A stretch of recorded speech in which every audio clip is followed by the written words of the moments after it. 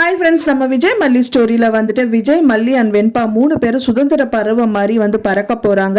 So அதுதான் வந்து coming எபிசோட்லேயும் காமிக்க இருக்காங்க அப்படின்னு தான் வந்துட்டு தெரிய வருது.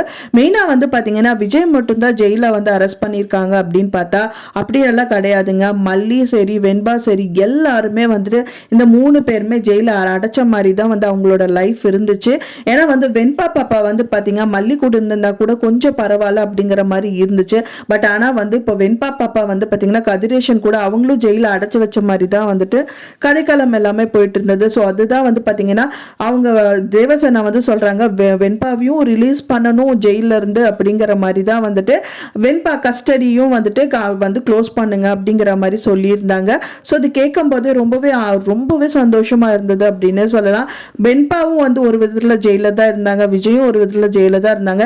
இவங்க 2 பேருமே பார்க்காம மல்லியும் வந்து வீட்லயே இருந்தாலும் அதுவும் ஜெயில் வாழ்க்கை அப்படின்னே சொல்லலாம். ஸோ இந்த மாதிரி வந்து ஆளுக்கு ஒரு திசையா இருக்கிற ஒரு வாழ்க்கை வந்து கண்டிப்பா வந்து நரகம் தான். ஸோ அதை வந்துட்டு சொல்லாம சொல்றாங்க இந்த நாடகத்துல அப்படின்னே சொல்லலாம். ஸோ அந்த மாதிரி ஒரு எபிசோட் வந்து இப்போ கம்மிங் எபிசோட்ல 3 பேருமே வந்துட்டு இணைய போறாங்க.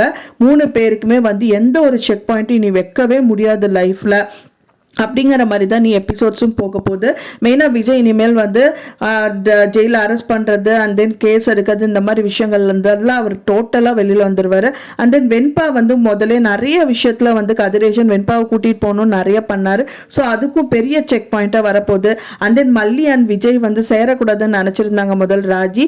ஸோ அதுக்கும் வந்து எல்லாத்துக்குமே ஒரு செக் பாயிண்ட்டாக தான் இந்த எபிசோட் வந்து வரப்போகுது அப்படின்னு சொல்லலாம். ஸோ எத்தனை பேருக்கு இது பார்த்தா சந்தோஷமாக இருக்குது அப்படின்னு சொல்லிட்டு மறக்காம எனக்கு வந்துட்டு கமெண்ட்ல ஷேர் பண்ணுங்க ஃப்ரெண்ட்ஸ். இப்போ கூடிய விரைவிலே வந்து பார்த்தீங்கன்னா மனோகர் வந்ததுனால கேஸ் வந்து ஒண்ணுமே இல்லாம ஆக போகுது. கடைசியா வந்து மல்லியை தூக்கி அண்ட் விஜயை தூக்கி நிறுத்துறது மனோகர் தான். ஸோ அதனால வந்து பெரிய சல்யூட்டே சொல்லலாம் மனோகருக்கு அப்படின்னே சொல்லலாம். தேவசேனா மேடமும் வந்து பார்த்தீங்கன்னா எதுக்கு அடங்குறாங்களோ இல்லையோ ஆனால் அன்புக்கு வந்து கண்டிப்பா அவங்க கட்டுப்பட்டு தான் போவாங்க அப்படிங்கிற மாதிரி தான் கடைசியில ஒரு செக் பாயிண்ட் வச்சாலும் கடைசியிலையும் வந்துட்டு கடவுள் வந்து கை கொடுத்து காப்பாத்திட்டாங்க. ரஜினி சொன்ன டைலாக் மாதிரி வந்து பாத்தீங்கன்னா கெட்டவங்களுக்கு கடவுள் வந்து வாரி வாரி கொடுப்பாரு, ஆனா கை விட்டுருவாங்க.